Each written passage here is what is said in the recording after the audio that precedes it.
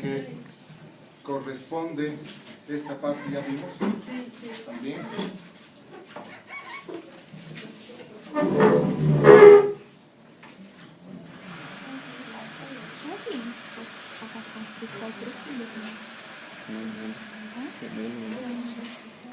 Habíamos indicado de que la palpación superficial se debe revisar básicamente tres elementos, ¿no? La temperatura de la piel, siempre en forma comparativa con el dorso de los dedos.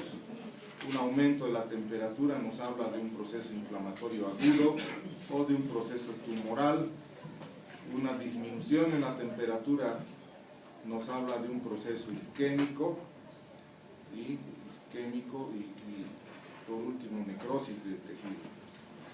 El edema, bajo las diferentes formas, puede haber un edema localizado o un edema difuso.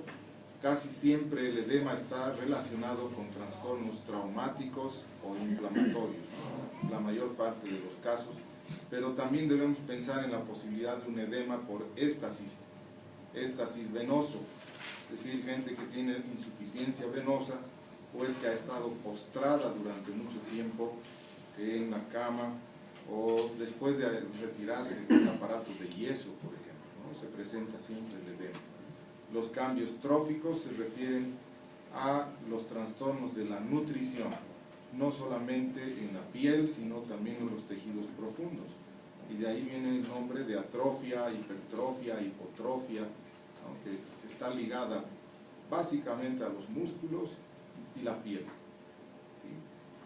Cambios tróficos pueden surgir como consecuencia también de trastornos de larga evolución, trastornos paralíticos, neurológicos, enfermedades sistémicas como la diabetes. Los ancianos también tienen cambios tróficos, ¿no? La piel es seca, a veces el pelo quebradizo, las uñas son engrosadas, en fin, una serie de alteraciones como consecuencia de una mala nutrición. En la palpación profunda, las zonas dolorosas, hay zonas críticas de dolor que son claves para el diagnóstico. Más adelante, cuando veamos ya algunas patologías específicas, vamos a ver zonas gatillo, pues, que cuando uno palpa con la punta del dedo, despierta el dolor y generalmente nos muestra el sitio de la lesión. Relieves óseos y musculares suelen estar alterados cuando hay enfermedad osteoarticular o muscular, ¿no? Hay deformación de los segmentos osteomusculares. La fluctuación también ya les dije qué es, ¿verdad? Eso es el edema en una cavidad. Habitualmente son edemas muy pequeños, pero que pueden estar bajo tensión. Cuando se encuentran bajo tensión no se desplazan con la mano, están quietos, a eso se llama remitencia. Y cuando es posible desplazarlo, hablamos de fluctuación. Abscesos, hematomas y otras colecciones líquidas. Las tumoraciones o masas también ya habíamos mencionado, que hay que estudiarlas de acuerdo a sus características. El plano en el que se encuentra, la forma, el tamaño, si es doloroso, si no lo es, si está adherido a planos profundos y la probable etiología de estos tumores. Luego entramos a ver este tema que es fundamental en lo que es el examen físico, el examen de la función. Esto es lo que diferencia el examen físico del sistema musculoesquelético de otros sistemas. En otros sistemas no tenemos esto, ¿no? El examen del movimiento o también examen dinámico. Entonces acá es cuando tenemos que examinar al paciente desde el momento en que ingresa al consultorio, la forma en la que camina, la forma en la que se sienta o se pone de pie, el momento en que nosotros le decimos, a ver, recuéstese en la camilla, en la mesa de examen, cómo lo hace, en qué situación, si tiene alguna postura anormal, etcétera, etcétera. Entonces, Muchos de estos pacientes también ingresan con ayuda, ¿no? Ayuda de un familiar o con ayuda de muletas, de bastones o de una silla de ruedas. Aquí es importante tener en cuenta la regla de las 4 M's. La movilidad propiamente dicha, el examen muscular, las mediciones y las maniobras especiales. Esa es la regla de las 4 M's, que uno no puede fallar en ningún caso. Todos los pacientes con alteración traumatológica o enfermedad muscular tienen que ser sometidos a este examen. Entonces, dentro de lo que es la movilidad, tenemos básicamente estas 3 categorías de movilidad, 3 formas. La movilidad activa es aquella en la que el paciente moviliza solo, sin necesidad de ayuda. Le decimos, por ejemplo, a ver, levante la pierna, ¿no? O levante un brazo, lleve el tronco hacia adelante, etcétera, etcétera, solo. La movilidad es pasiva cuando es el examinador el que ejecuta el movimiento. El paciente, por ejemplo, está en decúbito dorsal y el examinador levanta la pierna para examinar el nervio ciático, por ejemplo. Movilidad pasiva. En algunas patologías, el paciente puede tener movilidad activa, pero la movilidad pasiva es muy dolorosa, por ejemplo. O viceversa. Cuando el paciente intenta movilizar solo le duele, no consigue hacer una movilización completa, pero con ayuda sí lo realiza. Esto es más común. Y la movilidad anormal es aquella en la que ciertas articulaciones o segmentos tienen una movilidad que va más allá de lo fisiológico, pues. Por ejemplo, hay personas que nacen con una condición especial, que tienen una hiperlaxitud ligamentaria, ¿no? Hay algunos que tienen una hiperlaxitud y se llama enfermedad de Ehlers-Danlos, los típicos contorsionistas del circo, etc. Pero hay otros que tienen movilidad normal ante la presencia de una fractura, o cuando hay una luxación, o cuando hay un esguince.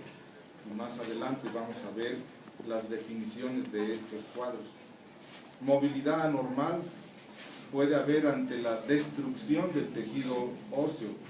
Si hay un tumor óseo destructivo, con seguridad que ese segmento invadido por el tumor va a tener movilidad anormal. Y así sucesivamente. En cuanto a la función muscular, importante que ustedes tomen en cuenta esta escala de Daniels, que yo la manejo y en la mayor parte de las historias clínicas traumatológicas se maneja esta escala. Hay otras también, hay muchas escalas para valorar el estado del músculo o los músculos, pero esta es la que más se utiliza, es la más simple además. Entonces va del 0 al 5. 0 significa que no hay contracción muscular visible ni palpable. Ya le pedimos al paciente que contraiga el bíceps, por ejemplo, en el brazo, está en 0, pues no hay. Estamos frente a una parálisis prácticamente. Un paciente que está profundamente dormido, sedado, bajo anestesia, etc., también puede tener esta condición, ¿no? No hay contracción muscular ni visible ni palpable. En el grado 1, la contracción existe, pero sin movimiento. O sea, es un esbozo de una contracción muscular, pero no consigue ejecutar el movimiento de palanca. No existe la suficiente fuerza. La primera dijo que no hay contracción muscular, pero hay movimiento, ¿no? No hay. No hay movimiento. No puede haber movimiento si no hay contracción. En el grado 2 hay amplitud total de movimiento, es decir, sí hay contracción con amplitud total de movimiento, eliminando la gravedad. Es decir, contra la gravedad no puede hacer. No puede levantar una pierna de la cama, por ejemplo, pero sí a favor de la gravedad.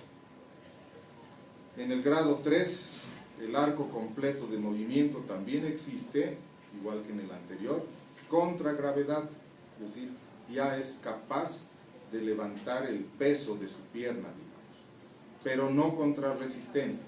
Esa resistencia la ejerce el examinador, ¿no? Cuando le dice, por ejemplo, a ver, levante su pierna y trate de vencer mi fuerza, ¿no? Con la mano. La 4, amplitud total contra cierta resistencia y contra gravedad. Y la 5 es un músculo completamente normal. ¿Sí? Un músculo completamente normal, contra fuerte resistencia y gravedad. Generalmente las personas de edad avanzada, después de los 60 años, ya van adquiriendo cierta deficiencia en la fuerza y en la movilidad, ¿no? A veces por artrosis y por la misma atrofia como consecuencia de la edad avanzada. Y encontramos a pacientes de 60, 70 años que están más o menos en este grado, tercero, a veces hasta segundo. Hay deterioro de todas las funciones, como ustedes saben.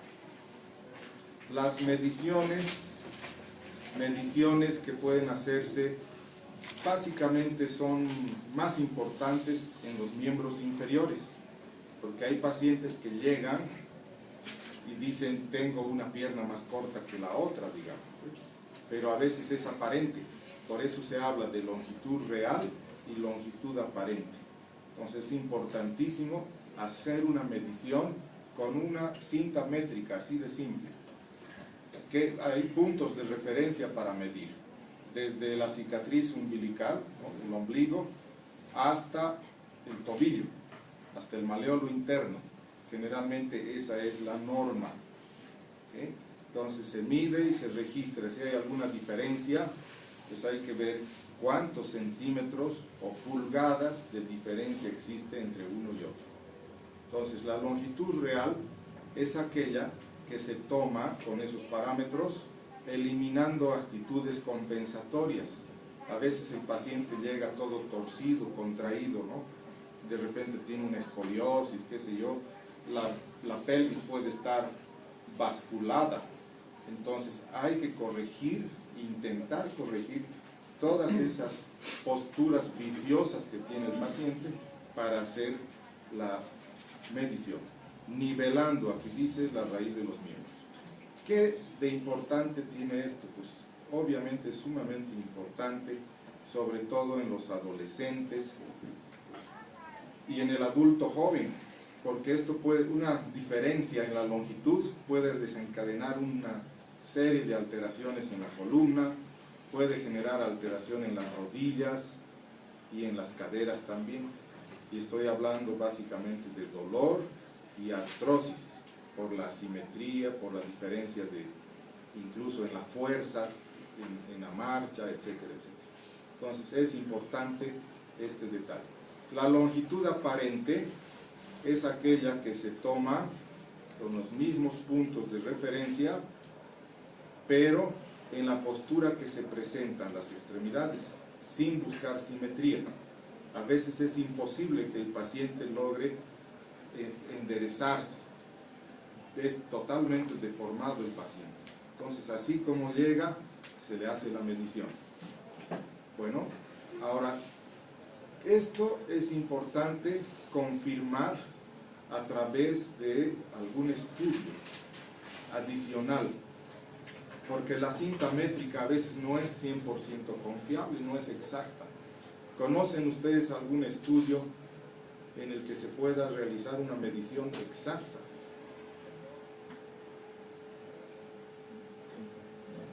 Una medición precisa.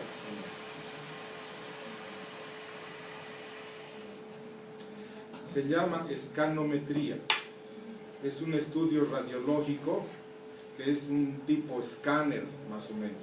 El paciente está recostado en la mesa radiológica y el equipo de rayos X recorre el cuerpo del paciente sacando radiografías seriadas, pues, del segmento inferior, obviamente. Pelvis, muslos, rodillas, piernas, tobillo. Entonces saca así. Y ahí hace la medición. Hoy en día existen equipos digitales en los que ya el radiólogo no necesita medir en la placa, sino ya se mide automáticamente la cosa. Se llama escanometría o también test de Farrell. La importancia real y definitiva de esto es que cuando hay diferencia de más de 3 centímetros entre una pierna y la otra, algo se tiene que hacer. Casi siempre el paciente elige por utilizar un calzado más alto que el otro, digamos. Hace aumentar y lleva algún zapatero y hace elevar el zapato, simplemente. Pero hay otros que necesariamente requerirán de una intervención quirúrgica. Se pueden hacer procedimientos de alargamiento de huesos y hay procedimientos de acortamiento de huesos. Entonces hay esas dos opciones que hasta se puede dar a elegir al paciente. La perimetría es la medición de la circunferencia de las extremidades. ¿Dónde es más importante? También en los miembros inferiores, porque eso determina un poco también la forma en la que va a caminar ese paciente. El segmento más importante para medir en circunferencia es por encima de la rodilla, lo que es la circunferencia de los músculos del muslo, cuádriceps, isquiotibiales, etc. Entonces, 20 centímetros por encima de la rótula, ese es el punto donde se tiene que medir la circunferencia. Si hay diferencia, un muslo más delgado que el otro, pues hay que trabajar. Generalmente se los envía a estos pacientes a centros de rehabilitación física, ¿no? Donde tienen que hacer ejercicio con pesas y una serie de cosas. ¿Ya? Pero también en la pantorrilla, en la pierna es importante la perimetría, y el punto de referencia es a 15 centímetros por debajo de la rótula. En el brazo es importante también, aquí arriba del codo, es importante para determinar la fuerza, etcétera, etcétera. Y si la medición se hace a 15 centímetros por encima del codo, tomando como punto de referencia el olecrano, por si acaso. El olecrano, 15 centímetros por encima, a ambos lados. ¿Ya? Eso es la medición. Y por último, con esto del examen físico, tenemos las maniobras especiales. ¿Qué son las maniobras especiales? Pues son pruebas clínicas, obviamente, paciente enfermo, que no necesitan de otros métodos auxiliares. Son pruebas específicas para detectar ciertos trastornos. Hay muchas pruebas, para cada segmento deben haber por lo menos unas 30 pruebas, más o menos. Me refiero a algunas de ellas como simple ejemplo. La prueba de la tecla de piano. ¿Alguien ha escuchado hablar para qué es la prueba de la tecla de piano? Sí, de clavícula. Cuando hay una luxación de la clavícula, la articulación acromioclavicular, se nota elevada la clavícula claramente. Entonces, cuando presionamos con el dedo, la clavícula desciende. Dejamos de presionar y sube, y así sucesivamente, ¿no? Es típico. Después tenemos la prueba de Yergason. ¿Alguien sabe qué es la prueba de Yergason? Pacientes que sufren de tendinitis bicipital en el hombro. Generalmente son deportistas jóvenes o gente que hace pesas en exceso, entonces llega a inflamar el tendón bicipital. Entonces se hace una flexión del codo con supinación, flexión y supinación contra resistencia. El examinador tiene que hacer la resistencia y el paciente refiere intenso dolor en el hombro. El signo de Tinel, muy conocido, los neurólogos también lo realizan. ¿Para qué es? No es solo para el nervio mediano. Cualquier trayecto nervioso que está sujeto a compresión, a inflamación, a irritación, puede doler cuando se lo estimula con el martillo de reflejos. O sea, un breve golpe que se da en el nerviecito. El trayecto puede ser aquí, por ejemplo, en el codo, nervio cubital, entonces despierta una sensación de choque eléctrico, ¿no? En el nervio mediano, como decían, en el túnel del carpo puede darse, nervio ciático a nivel de los glúteos, en fin, cualquier nervio que esté sujeto a compresión, irritación o inflamación. siempre con martillo de reflejo.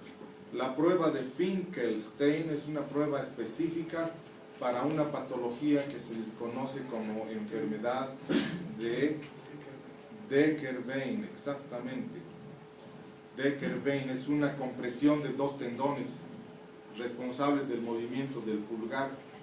Más adelante vamos a ver la patología con más claridad, pero son tendones que movilizan al pulgar y a veces quedan atrapados dentro de un túnel aquí en el borde de la muñeca. Esto se da con mucha frecuencia en mujeres postparto. Hay una retención de líquido en algunos espacios por aumento de la progesterona, etcétera, etcétera, y genera ese tipo de problema, con mucho dolor. La maniobra de Lasegue para el nervio ciático, cuando hay una hernia discal, lumbar, es positiva la hernia, y hay varios métodos de realización. Incluso hay pruebas que se llaman de Lasegue invertido, Lasegue contralateral, Lasegue cruzado, varias modalidades para identificar la lesión de la raíz del nervio ciático. El test de Apley, ejemplo de una de las pruebas que se hacen para lesión de meniscos en la rodilla, cuando hay sospecha de lesión meniscal. ¿Okay? Eso en cuanto al examen físico en general. ¿Alguna pregunta hasta aquí? ¿No hay? Bien, encienda la luz, por favor. ¿Alguien tiene un marcador por ahí? No hay, ¿no?